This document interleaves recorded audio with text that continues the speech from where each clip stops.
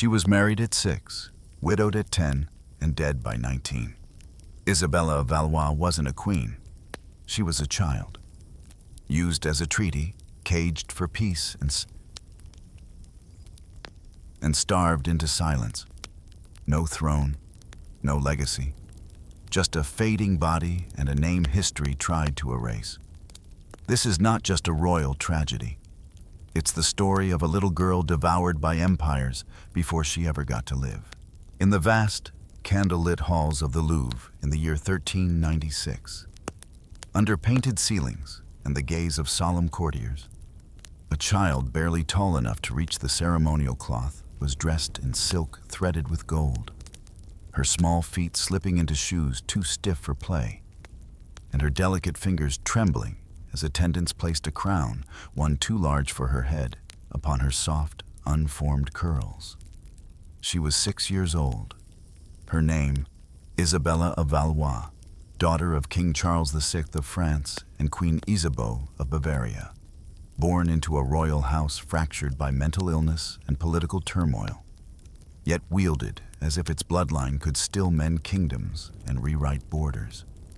She did not know what the 100 Years' War was, nor could she understand the centuries of blood that had stained the soil between England and France. But her body, tiny, ceremonial, and compliant, was about to become the newest bridge laid across that chasm, a living treaty made flesh.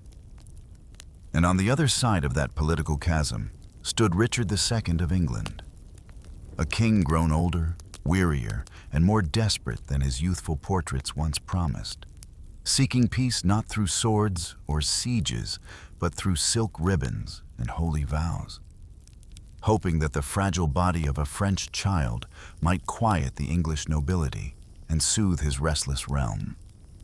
The Treaty of Paris, signed with fanfare and ink, was more than a legal accord. It was a transaction of innocence, a pact that would see France offer up its youngest daughter to a foreign monarch in return for the illusion of peace, even as soldiers sharpen blades behind every promise made in gold. And so, amid towering arches and processions of robed bishops and foreign dignitaries, Isabella was wed to a man 30 years her senior, in a ceremony more theatrical than sacred, where the rituals were repeated with mechanical reverence and the bride, barely taller than the altar, could only nod when instructed and smile when reminded, her childhood already dissolving in the incense smoke. No one asked her if she understood the meaning of the Latin words echoing through the cathedral walls. No one wondered if she could comprehend what it meant to be a queen.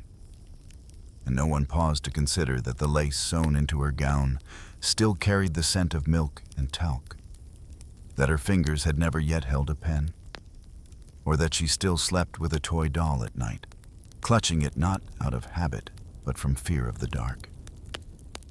For the court, she was not a girl. She was a symbol. To the French, she was a dove offered to tame an English lion.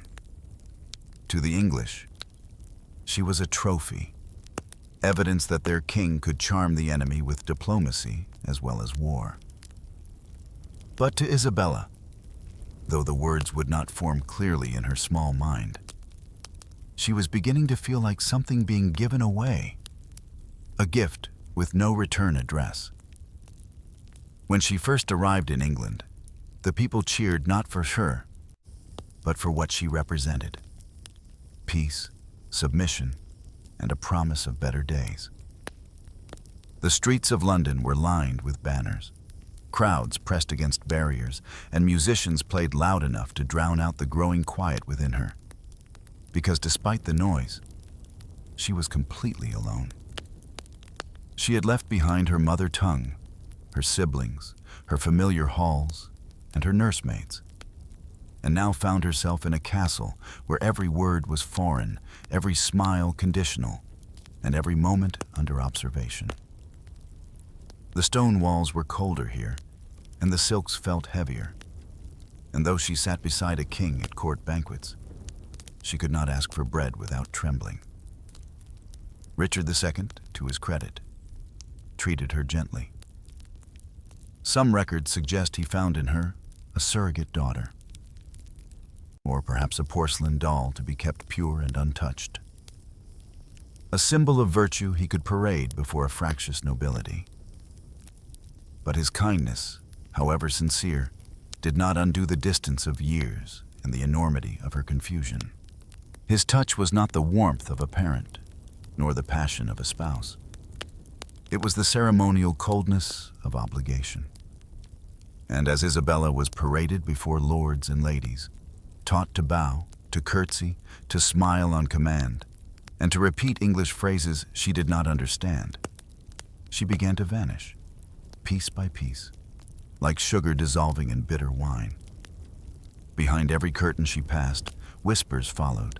Some pitied her, others mocked, but few truly saw her as a child. Her mother, Isabeau, sent letters, gentle and worried, asking if her daughter was being fed well, if she cried at night, if she missed the songs sung to her in the nursery.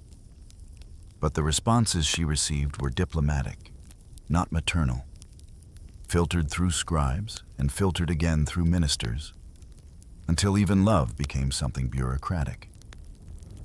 There are no records of Isabella laughing during these years. No anecdotes of play or joy, only formal entries of court appearances, of how she stood beside Richard during councils, how she wore pearls sewn into her sleeves, how she nodded at ambassadors. It is as if her real life, the one with dreams, questions, fears, hopes, had been erased and replaced with etiquette. And perhaps that is the truest tragedy of all. Not that she was forced to marry too young, but that she was not allowed to be a person at all. The throne she was given had no seat for her soul. The crown pressed on her head left no room for childhood. And in the cold, echoing chambers of English castles, Isabella of Valois, Queen Consort of England, age 6, began to understand, not in words but in silence, that she was not being raised to rule, but to endure. The title of queen came with gowns laced so tight she could hardly breathe, with rings too heavy for her fingers, and with a schedule so precise it carved each hour into obedience. Yet behind all the gold-threaded veils and layers of embroidered velvet, Isabella remained just a girl who still dreamed of climbing trees or being tucked into bed with lullabies. Not recitations of treaties or discussions of royal succession whispered over candlelit dinners. In the great palaces of England, her presence was both celebrated and forgotten. For while she graced banquets and posed for portraits, she was rarely spoken to as a human being with thoughts or wishes of her own. Instead, she was seen as a symbol of calm, an assurance of diplomacy, and a porcelain ornament designed to be looked at, not listened to.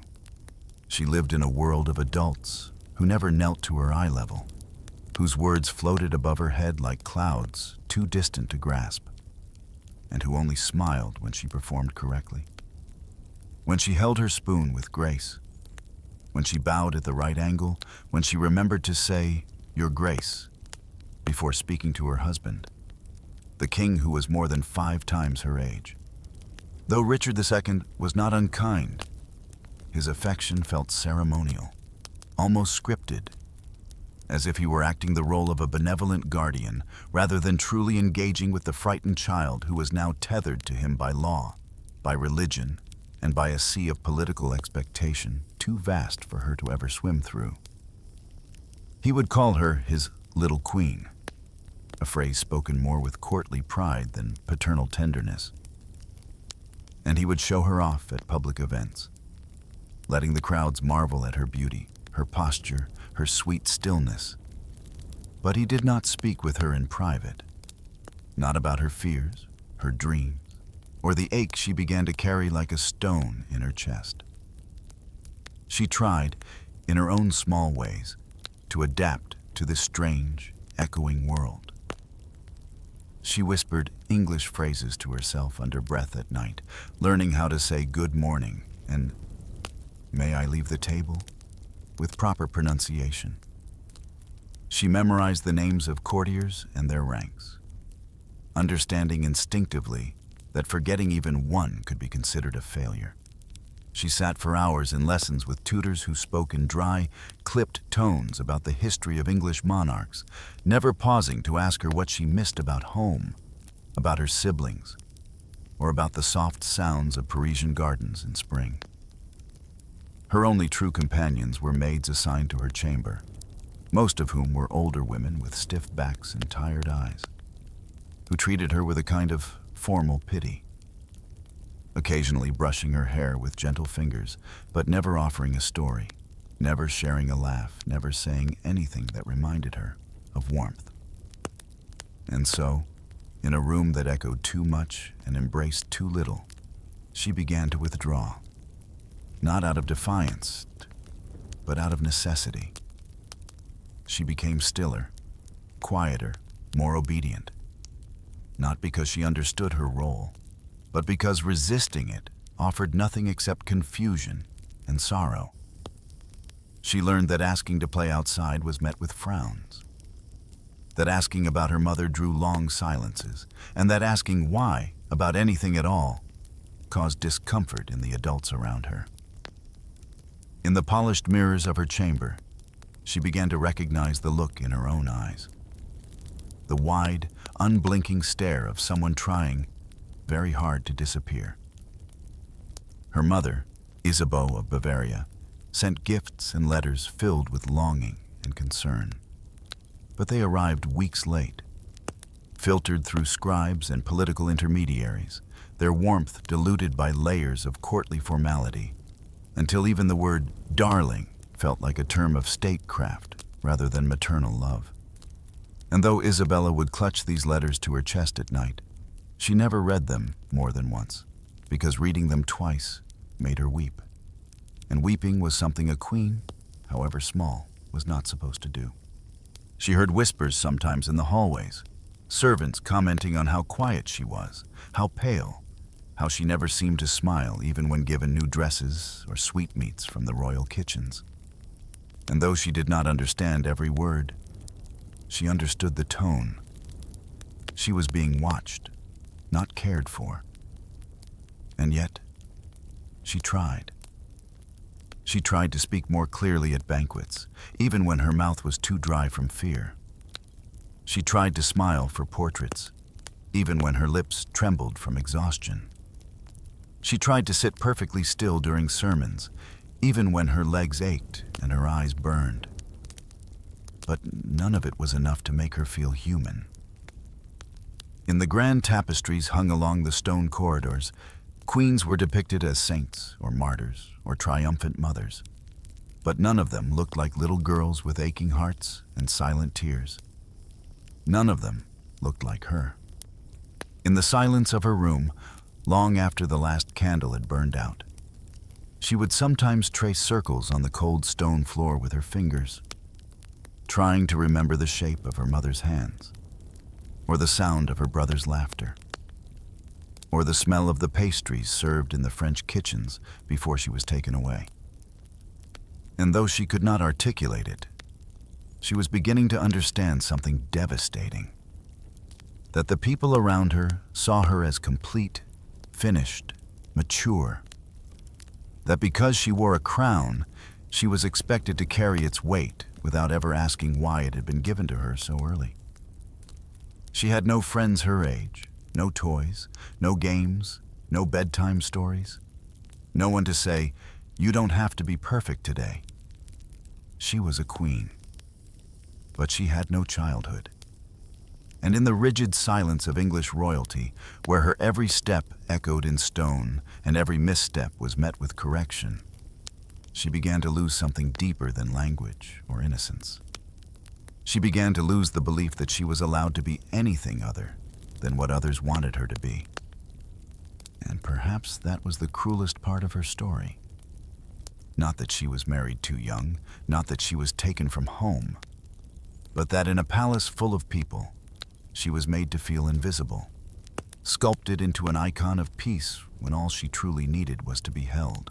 It happened not with a scream, nor with the clash of swords, but with a slow unraveling of ceremony, of order, of everything Isabella had been told was stable.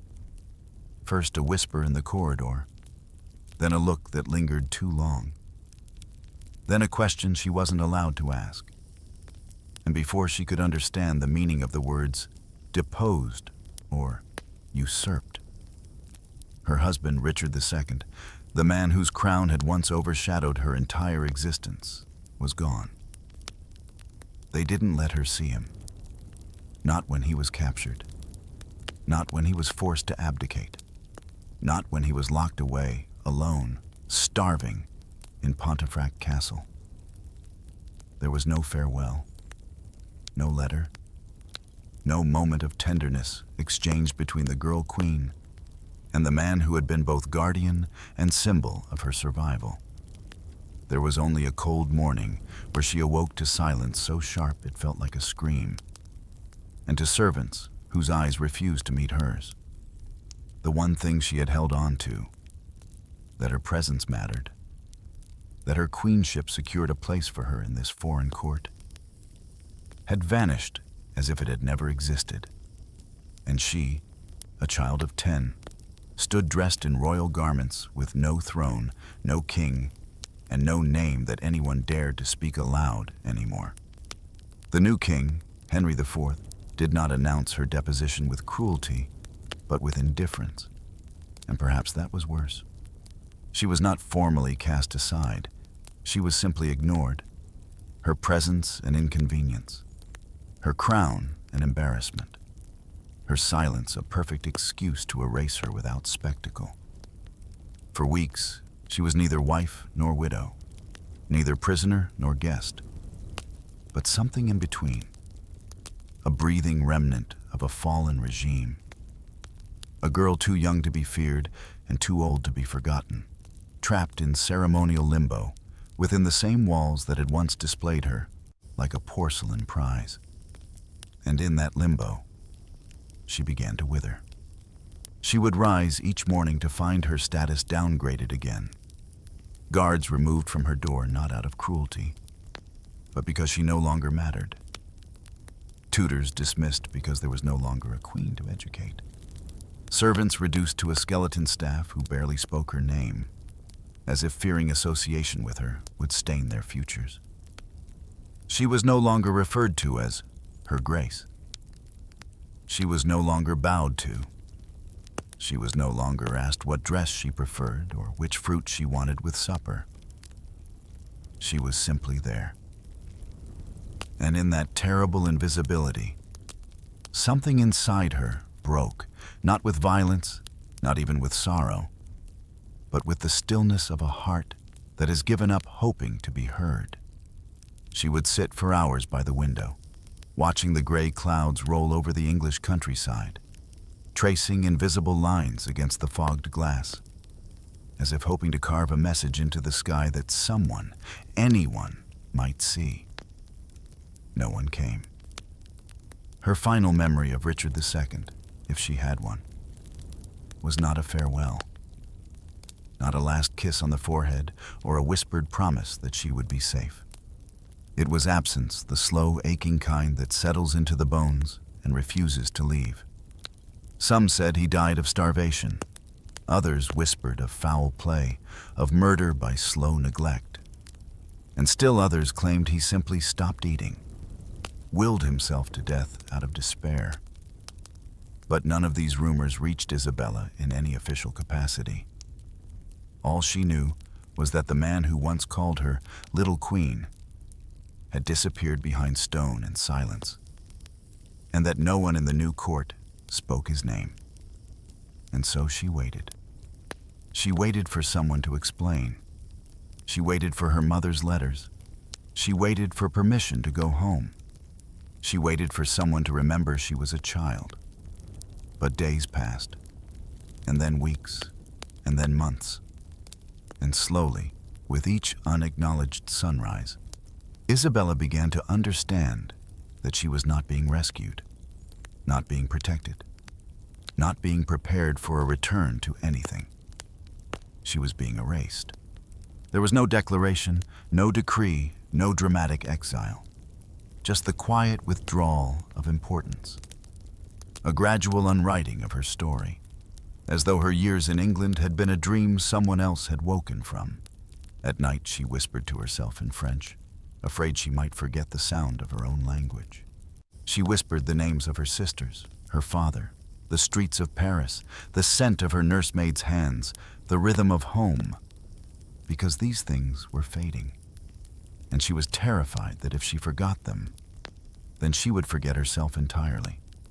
Sometimes in the dark, she would press her hands against her chest and wonder if her heart still beat in the same way, if it still belonged to the girl who once stood before an altar in gold silk and was told she would be a queen.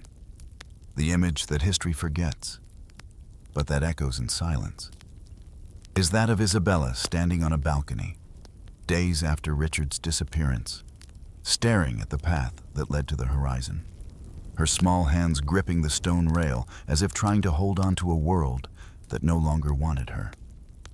She waited there every afternoon for weeks, waiting for someone who would never return.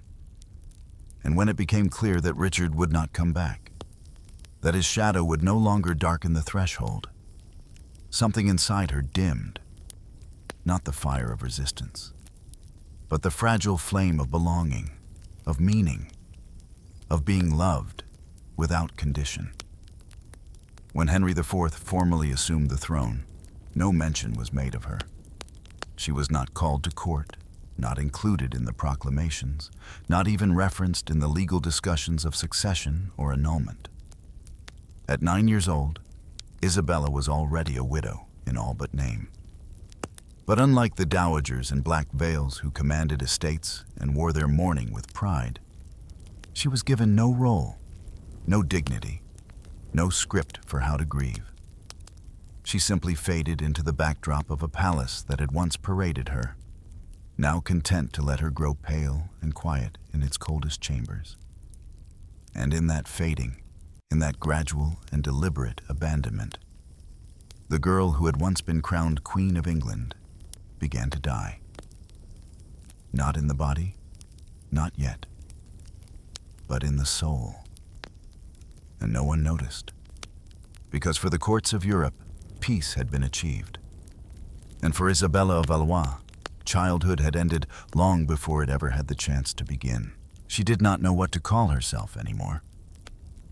Once a queen, then a child bride, now something else entirely.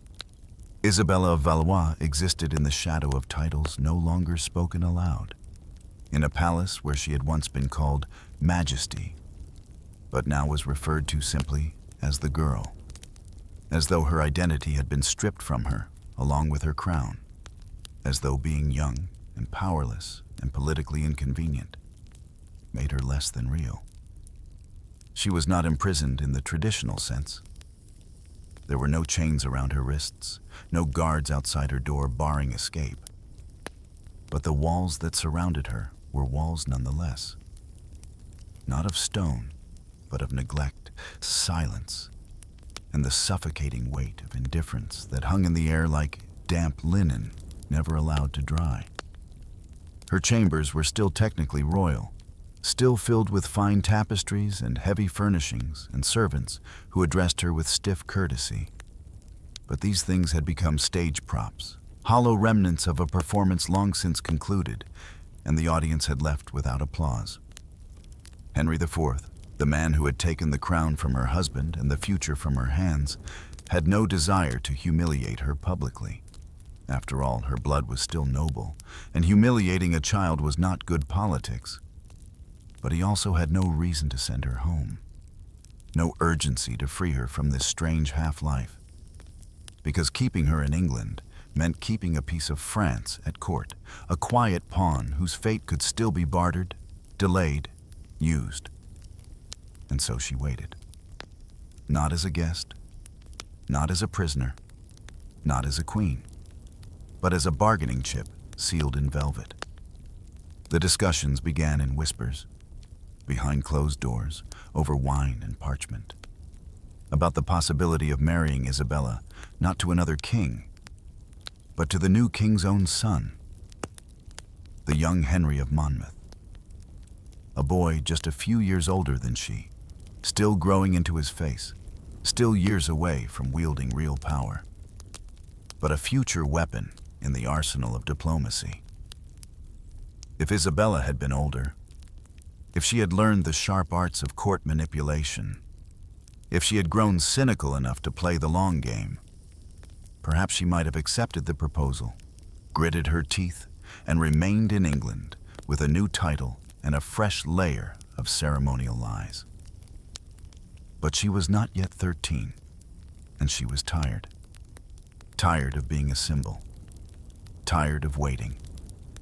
Tired of pretending to be someone who belonged. When the proposal was brought to her, delivered not by the king himself, but by advisors who spoke in soft tones as if soothing an injured animal, she did not scream or cry or beg. She simply said no. And in that one quiet refusal, Isabella did something she had never been allowed to do before. She asserted her will.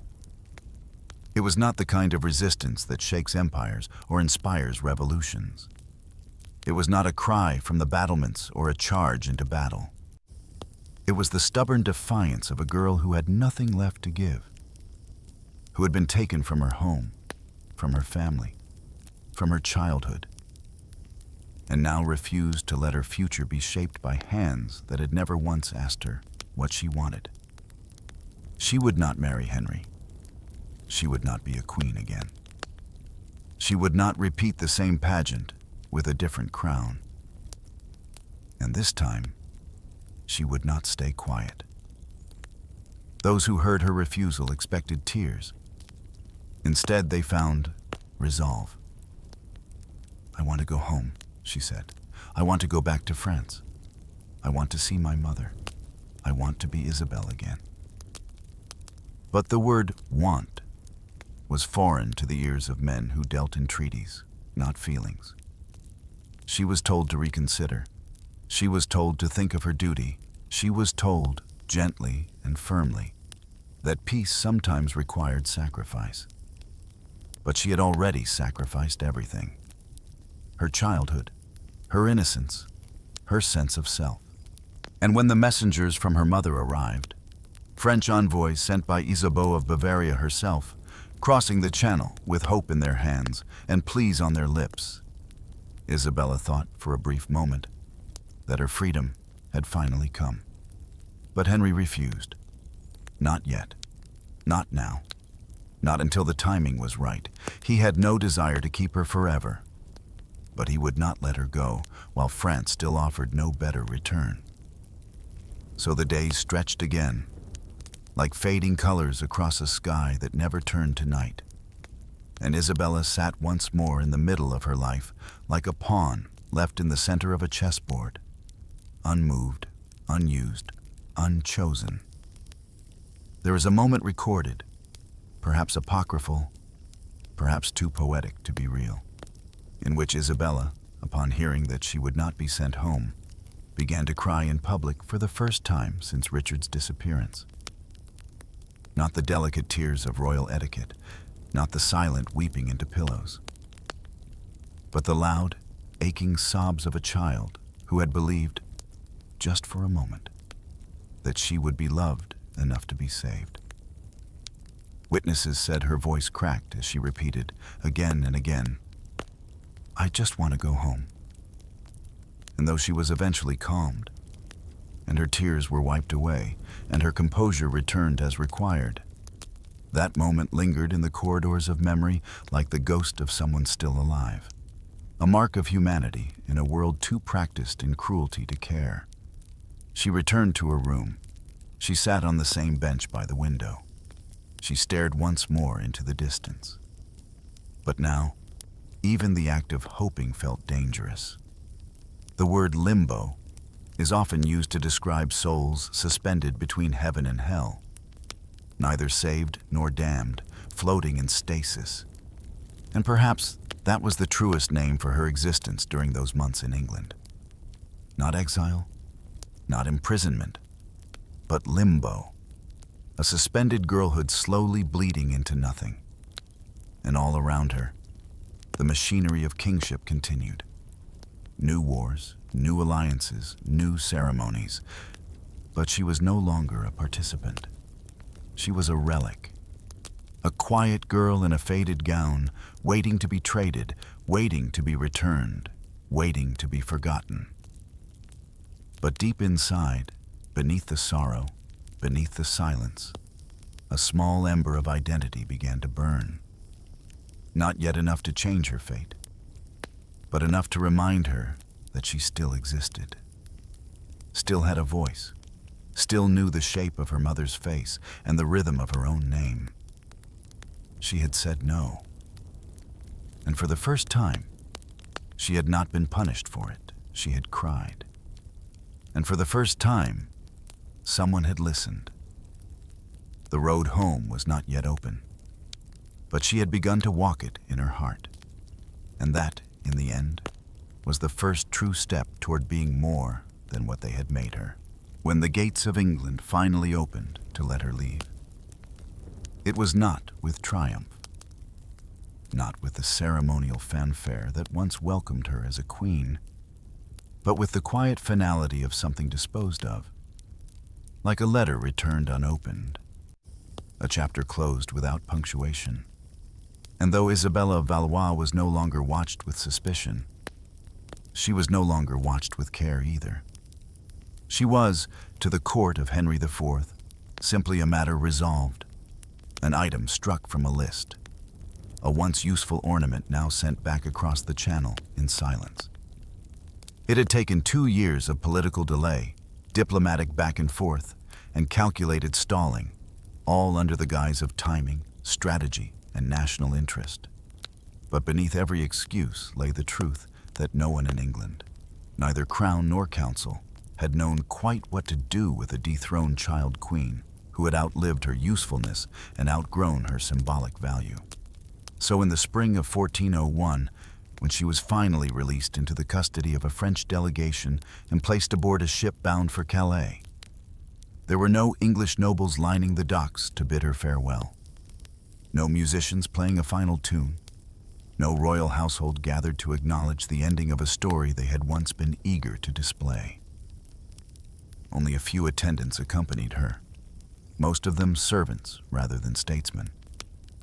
And even they spoke with the kind of awkward distance reserved for someone being politely erased, as if her presence was an echo that lingered too long after the music had stopped. She stood on the deck, wind tangling the edges of her veil, staring at the receding coast of England with an expression not of nostalgia or loss, but of numb exhaustion, as though even sorrow had burned out inside her, and all that remained was a strange, hollow readiness to be elsewhere, anywhere, so long as it was away from the place where she had been a queen without a voice. When she set foot on French soil again, the difference was immediate, but not comforting. There were banners, yes, and gentle words, and familiar accents that made her blink too quickly. But none of it was warmth. None of it was healing. Because although she had returned to her homeland, she had not returned to herself. And the France she remembered, childhood gardens, maternal lullabies, the sound of her siblings laughing in the halls, was not the France that welcomed her now. She was no longer the precious daughter of a king. She was a diplomatic artifact, a widow at 12, a political ghost.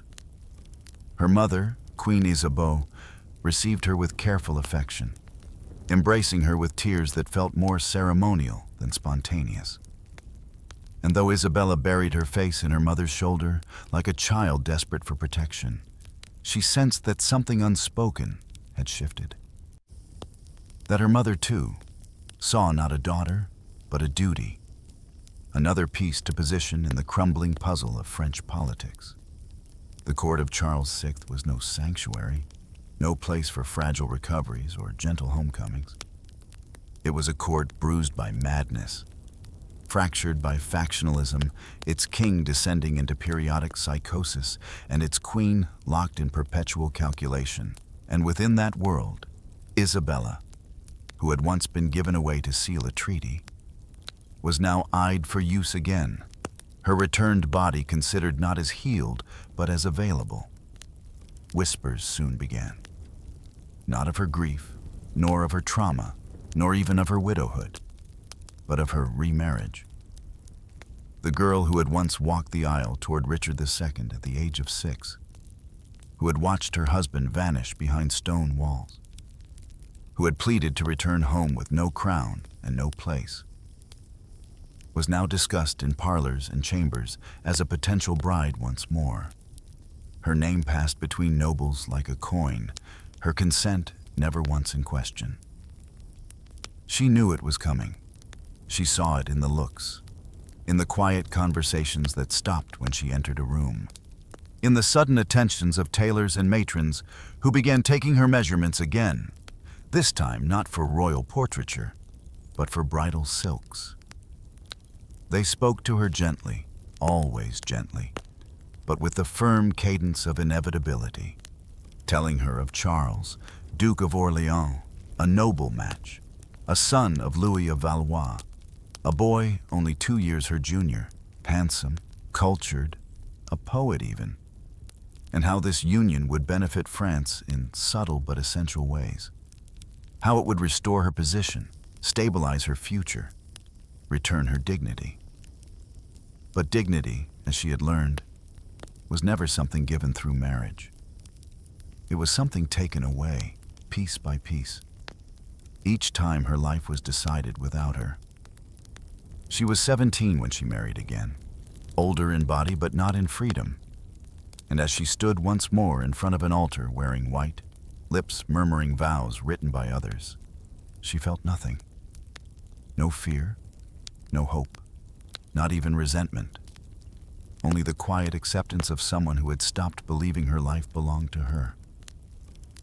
No one asked her if she loved Charles. No one asked her if she wanted children. No one asked her if she dreamed, at night, of England's cold stone rooms, or of Richard's last words. Because, of course, there had been no last words. They only asked her to smile. And so she did. After the wedding, she lived not in splendor, but in elegant isolation, distant from the glittering parts of the court, absent from celebrations, barely present in conversation, as though her new role, wife of the Duke of Orleans, was a station she inhabited physically but not spiritually. She bore no children. She gave no speeches. She wrote no letters that survive. Some say she spent her days in quiet rooms, embroidering fabric that never became garments, reading prayers aloud to herself with a voice just loud enough to fill the emptiness. She was still beautiful, still polite, still royal. But the brightness behind her eyes, whatever glimmer had once existed, had been starved into stillness. Those around her began to refer to her, almost fondly, as the quiet duchess, or the pale bride, as if silence had become her character, and sorrow her natural expression, as though her suffering had made her more refined, more noble, more acceptable.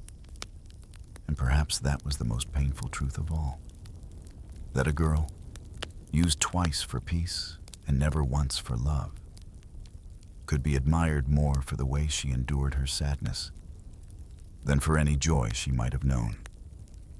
She had returned home, but she had not been restored. She was no longer a queen, no longer a child, no longer the dove of diplomacy, just a young woman in a velvet gown, married again, forgotten again, and quietly slipping into the shadows of a court that had always seen her as a symbol before it ever saw her as a soul. There are moments in history when the human heart becomes irrelevant, when its quiet thudding beneath silk bodices and royal crests is drowned out by the louder rhythm of treaties, inheritances, and the insatiable appetites of dynastic ambition. And Isabella of Valois, for the second time in her short and sorrow-drenched life, found herself standing at the center of one such moment. A girl no longer, but not yet a woman, handed off like parchment sealed in wax and carried across corridors by men who never once asked what it meant to live in the body that bore their decisions. She was 17, no longer the porcelain child with trembling fingers and glassy eyes, but still too young to possess any real command over her fate. And though her beauty had deepened into a grace that made courtiers lower their voices in her presence and poets pause before addressing her, that beauty did not shield her. It only made her more desirable, more tradable, more convenient. The arrangement had been made without her. Of course it had. They spoke of it in chambers lit by low torches and heavy with the scent of burning parchment, where voices murmured of French unity and familial advantage and the need to strengthen the crown through careful bloodlines. Charles of Orleans was the answer, they said, soft-spoken and noble, a grandson of Charles V, a match of suitable birth and manageable temperament, and perhaps, if fortune smiled, someone who would bring a measure of light into the fated life of France's silent widow.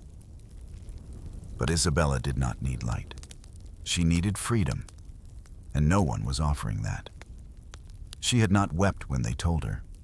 There were no gasps, no resistance, no thrown objects or shouted refusals.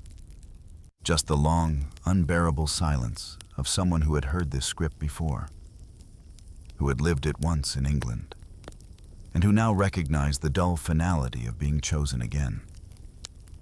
Not for who she was, but for what she might secure. The irony was cruel.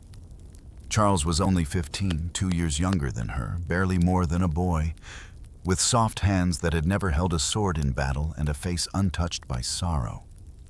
His poems were delicate, his manners rehearsed, and his voice often broke in conversation. And yet this boy was to become her husband, not through love, not through desire, but through obligation, dressed up in velvet and gold leaf. On the morning of the wedding, her veil was fastened with sapphires that once belonged to her grandmother, and her gown, stitched with lilies and lined with pearls, dragged behind her like a winding river of silk. But inside, beneath the corset that cinched her breath and the brooch that bore her family crest, Isabella felt nothing, not even the dull ache of resignation. For what can you feel when you have already been emptied? She walked to the altar on feet that did not hesitate, stood beneath the vaulted arches with a spine straightened by years of ceremonial posture, and spoke the words expected of her with a voice so steady it chilled the onlookers, because it was not obedience they heard, but detachment. There were no tears, no blushes, no whispered promises between the bride and groom. Just two names pronounced together, two hands pressed briefly palm to palm, two lives joined in a contract that felt more like a resignation than a beginning. And afterward, as the wine was poured and the guests applauded and the musicians played a soft allemande in the background, Isabella sat quietly at the head of the hall, lifting her goblet mechanically, answering pleasantries with a composure too practiced to be called grace, while Charles glanced at her with a mix of confusion and reverence, as if unsure whether he had married a woman or a statue. He would never know her, not really. Not the girl who once watched the English coast disappear into fog, not the child who whispered French lullabies into her own pillow to remember home.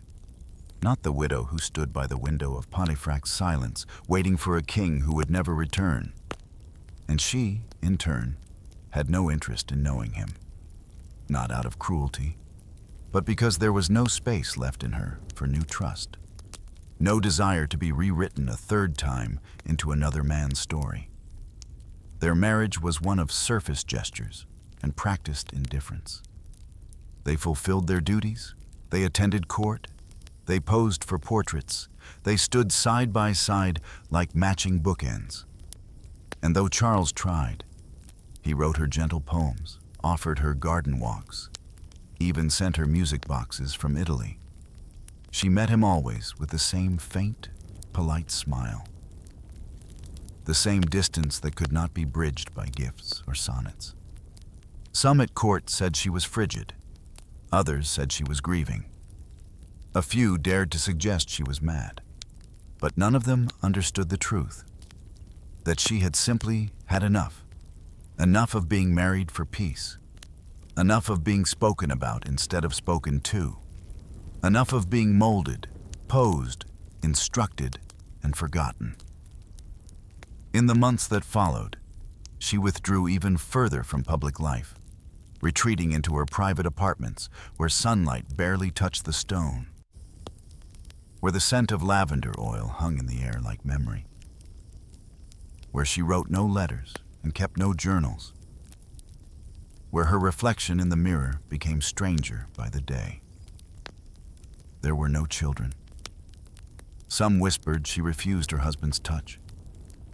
Others claimed her body was broken by sorrow, unable to carry life.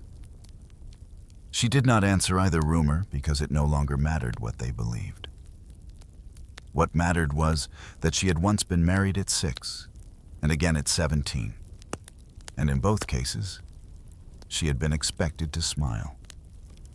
She had been used twice as a bridge between dynasties, her body dressed in white and laced with expectation, her future handed over like a scroll tied in ribbon. And yet through it all, no one had asked her if she wished to live her life in fragments. She was not a wife. She was not a duchess. She was not a queen. She was a remnant. And as she moved through the halls of Orléans in quiet dignity, speaking when required, disappearing when not, she became something else entirely. A walking echo, a presence without noise, a ghost with breath, dressed in satin. And the courtiers who once called her Your Grace now referred to her simply as the Pale One, the woman who had lived 2 royal lives and belonged to neither. In the cold, echoing corridors of Blois, far from the throne rooms, where her name was once spoken with reverence and calculation, Isabella of Valois walked like a shadow detached from its source, trailing behind conversations she was no longer part of, drifting through a world that had stopped expecting anything of her. Not out of mercy, but because the flicker of life they once used had grown too dim to be useful, too quiet to command attention, and too fragile to disturb. There were days when she did not rise from bed, not because of fever or physical pain, though those would come, but because rising required purpose, and she had long since run out of reasons to pretend her existence had value beyond symbolic lineage and polite memory. Her second marriage, once spoken of in courtly circles with cautious optimism, had become a quiet irrelevance. Charles, still young and literary, drifted into his own pursuits, composing verses to imagined muses, while his wife, draped in silence, disappeared further into herself. And though he visited her rooms from time to time with soft words and offerings of music, he never truly stepped across the threshold of her solitude. She kept the curtains drawn. She asked for no guests. She answered questions with single syllables. She dismissed music as a distraction. She began to forget the sound of her own voice. It was not sudden, this unraveling. Rather, it came like dusk, slowly and without drama.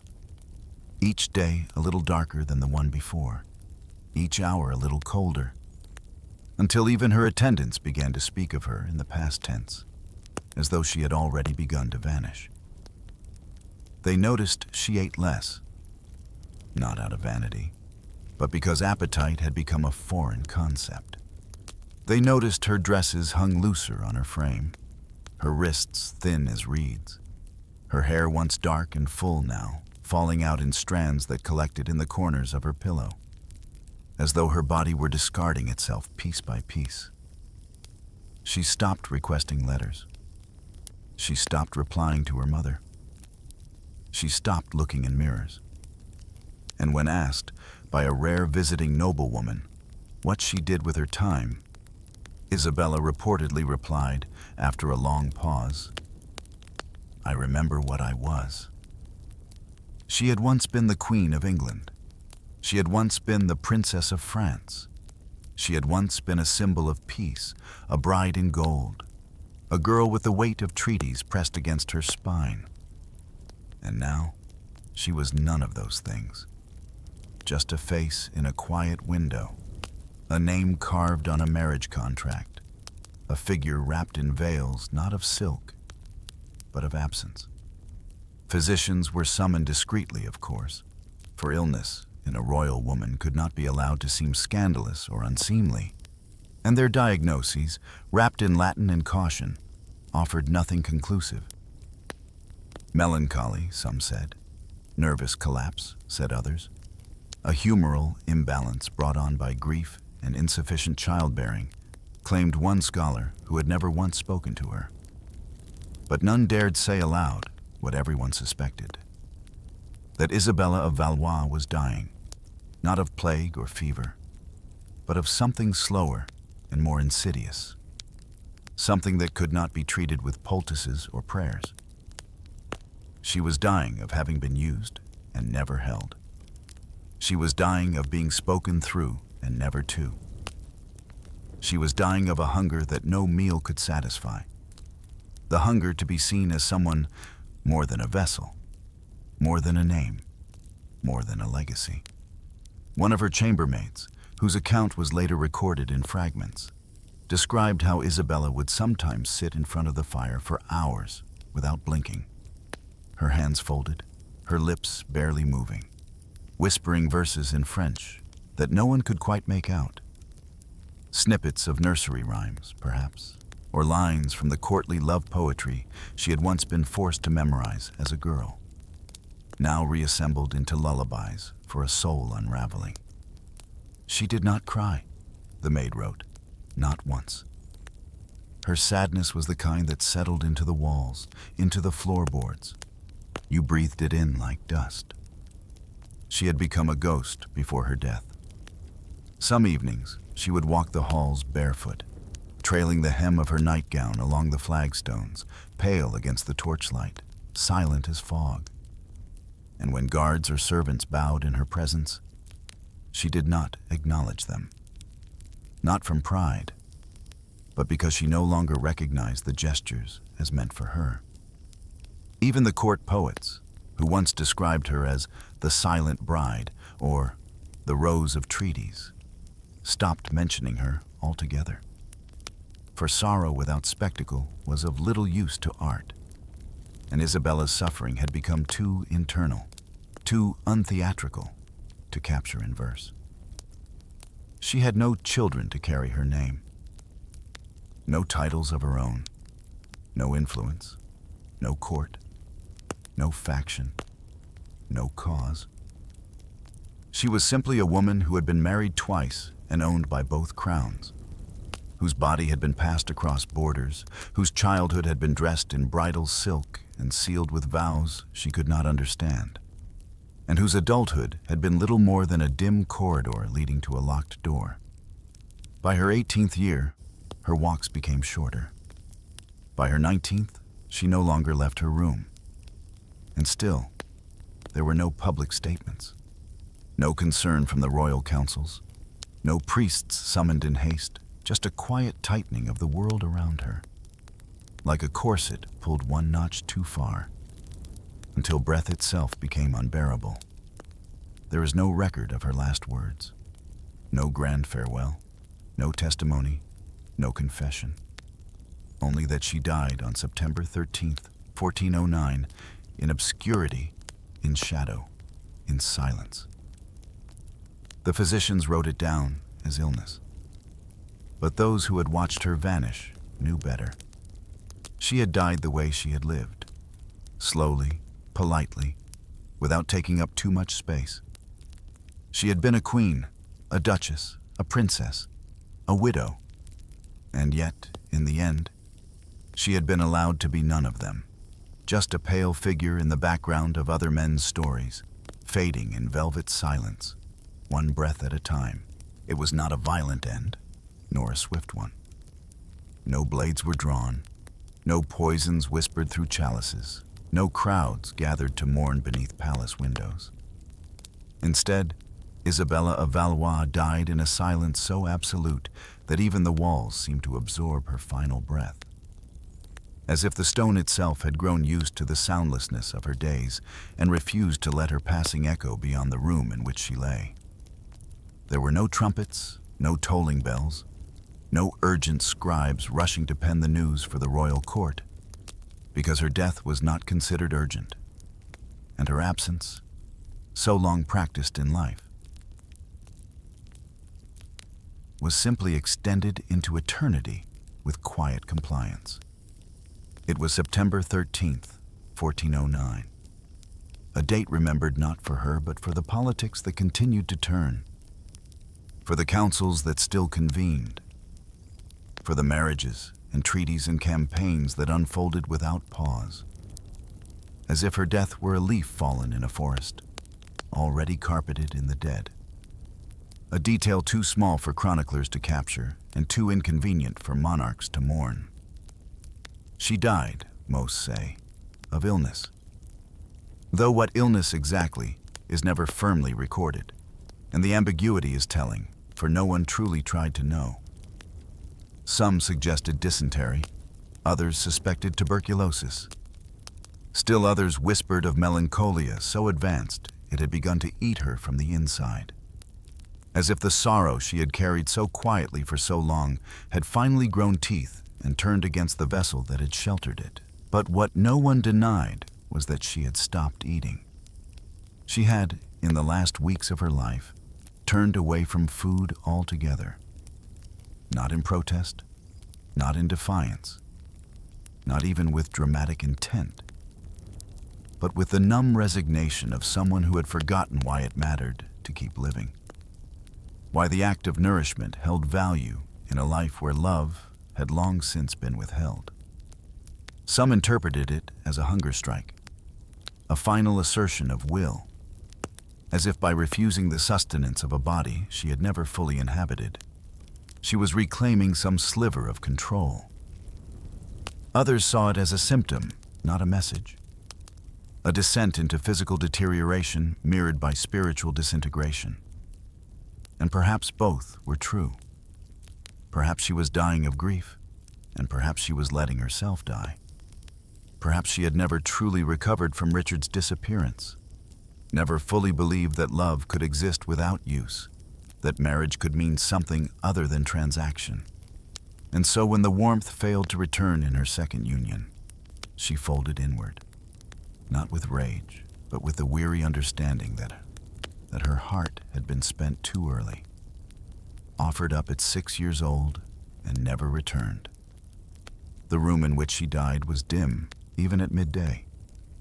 The shutters remained half closed, the curtains heavy, the light from the hearth too soft to cut the gloom, and the attendants who remained by her bedside did so without urgency, as if they were watching not a tragedy, but the end of a performance that had gone on too long, a quiet closure to a life that had always been conducted behind veils.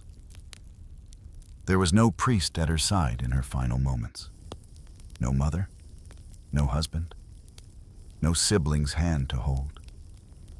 Only servants, only silence. And when she passed, slipping from breath into stillness with no final gasp or holy invocation, it was recorded not with reverence, but with formality. A simple note in a court ledger, written in Latin, marking her name, her titles, her date of death, and nothing else. No mention of her first marriage, no mention of England, no mention of Richard, no mention of why a 19-year-old duchess had faded so utterly from the world. There was no state funeral, no procession, no burial attended by the high nobility. Her body was buried quietly, discreetly, without the grandeur once promised to the Queen of England, without the honors reserved for a princess of France, without even the acknowledgement that the girl who now lay cold beneath a stone slab had once been draped in treaties, courted by kings, and displayed as the hope of nations. the world moved on. France prepared for war.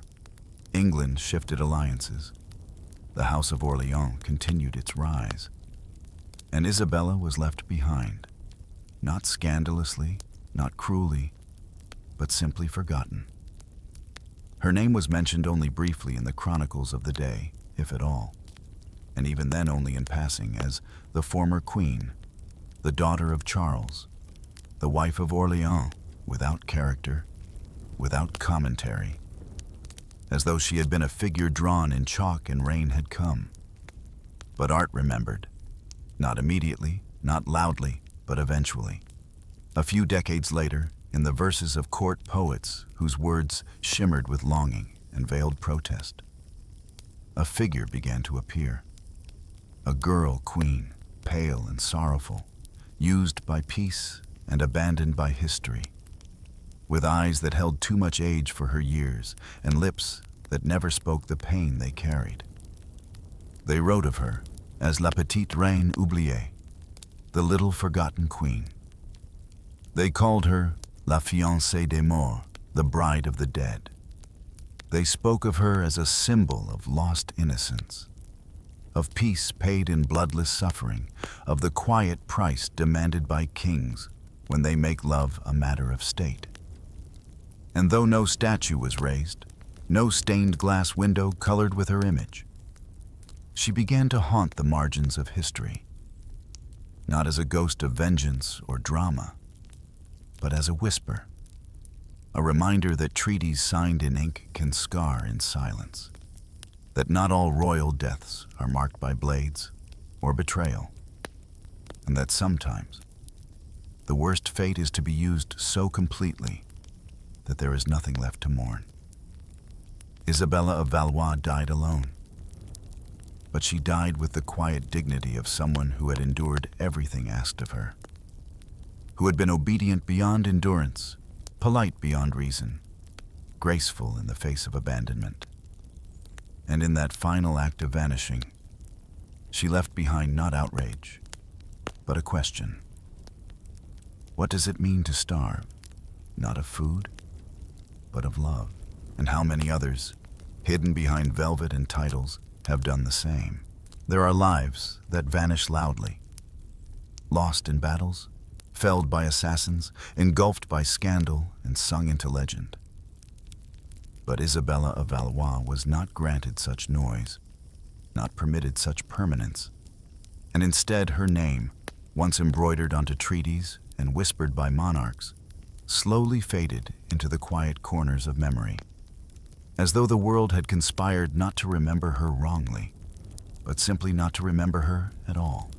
No tomb bears her image in grand effigy, no cathedral chimes in her honor, and no historian lingers long on the girl who wore 2 crowns and left behind no heirs, no lovers, no proclamations. Only a thin trail of sorrow wrapped in velvet, dissolving like breath in the cold air of forgotten chambers. When the chroniclers of France and England compiled their royal annals in the decades following her death, they devoted pages to wars, to marriages, to coronations and rebellions, but only a line, if that, to Isabella, often reduced to phrases that betrayed how little she had ever truly mattered to the machinery of state. Died of illness. Former queen returned to France, or duchess who bore no child. And yet, beneath that official neglect, something strange and quietly enduring began to stir. Not in the courts where her silence had been weaponized, but in the verses of poets, in the reflections of chroniclers who had seen too much suffering and began to search for the smaller sorrows, the ones too quiet to be politic, but too human to be erased. They wrote of her not as a monarch, but as a ghost, not as a duchess, but as a girl who had once stood in a foreign court, too small for her own wedding dress, surrounded by strangers who called her queen and meant it like a metaphor, not a truth. A girl who had once waited by a window for a husband who never returned. A girl who had once whispered in French to herself at night, not to pray, but to remember she still existed. They imagined her as la fiancée des ombres, the betrothed of shadows, a child sacrificed to diplomacy and then punished for surviving it, a dove painted with royal crests and released into a storm that never gave her back. In England, she became less than a footnote. The Plantagenet drama that had surrounded her collapsed beneath the weight of rebellion and bloodshed. And Richard II, once her husband, once her king, was written into history as a failed monarch, a cautionary tale, a man undone by pride and politics, while Isabella became merely an afterthought in that narrative. Her youth used to highlight his desperation. Her silence turned into an emblem of his failure rather than her own grief. There were no efforts to reclaim her memory, no monuments, no elegies, no royal correspondence that honored her service or suffering. Only silence. But silence, over time, can begin to sing. And in the borderlands of history, in the margins of illuminated manuscripts, in the drifting verses of troubadours, and the murmured tales of palace servants, Isabella began to live again. Not as a queen, not as a duchess, but as a symbol of everything royalty was never supposed to admit. Vulnerability, powerlessness, and the ache of a child who was never allowed to be one. One French ballad, passed anonymously among noble households in the early 15th century, spoke of la reine à genoux, the queen on her knees, not in prayer but in despair, a figure locked in gilded rooms, begging not for a throne, but for someone to take her home. Another poet described her as a candle placed in a cathedral window and forgotten, left to burn without intention until it consumed itself, illuminating nothing, simply marking time in wax and smoke. And perhaps most haunting of all was a single phrase that began to appear in the letters of certain abbesses, noblewomen, and even the occasional bishop. She died from the hunger no bread could ease. It was not meant medically. It was not meant metaphorically. It was meant as indictment, an indictment of a world that could dress a 6-year-old in bridal silk and call it duty. An indictment of a church that could sanctify a marriage she could not comprehend. An indictment of monarchs who treated children like chess pieces and called it governance. Isabella's legacy was not built on power, but on what power did to her. And though her body disappeared into the quiet earth without ceremony, her story began to shimmer, faint, fractured, but luminous. In the hands of those who had seen too many girls passed over, too many women used for lineage and then discarded when their value expired. In time, the name Isabella of Valois returned not to the courts, but to the cloisters, to the quiet halls of convents where young girls were sent to atone for their nobility, to the private journals of noble women whose marriages mirrored hers more closely than they dared admit, to the whispered advice passed from mother to daughter. Do not let them make you another Isabella. For in her, they saw not just the past, but a warning. A warning that even queens can vanish if no one fights to remember them. That even royal blood cannot warm a bed grown cold with duty. That even the most delicate child can be devoured by kingdoms pretending to protect her. And so she lived on, not in stone, not in sermons, but in sadness. In the quiet resistance of women who taught their daughters to say no. In the rare court portraits where the girl queen appears not regal, but frightened. In the poetry of mourning that calls not for justice, but for gentleness. She became a question, not a legend, not a martyr, not a saint. A question whispered behind fans and inked into margins. What became of the little girl they crowned, then left to starve? And even now, centuries later, When historians trace the lineages of French queens or the treaties of the 100 Years' War, her name still flickers. Brief, brittle, but present. Like the faintest echo of a song no longer sung, but never quite forgotten. Isabella of Valois, queen at 6, widow at 10, married again at 17, dead by 19. And in every stage of her life, chosen by someone else. She died young. She died quiet. She died forgotten. But perhaps the cruelest truth is this: she did not die from disease alone. Not from infection. Not from poison. Not from some ancient, incurable affliction of the body. Isabella of Valois died of something no physician could name in Latin. No priest could banish with prayer. No royal decree could prevent. She died from the slow suffocation of being unloved, unheard, and unwanted in a world that kept praising her silence. What do we call it when someone starves while still being fed? She had food. She had servants. She had gowns, pearls, titles, and rooms with windows overlooking rivers she could never walk beside. But she did not have safety. She did not have choice. She did not have love. And in that absence, she withered. Delicately, elegantly, acceptably. History is full of queens who died in childbirth, who were burned for treason, who were strangled by ambition, who were executed, betrayed, or locked in towers. But Isabella's fate was quieter, and therefore more dangerous.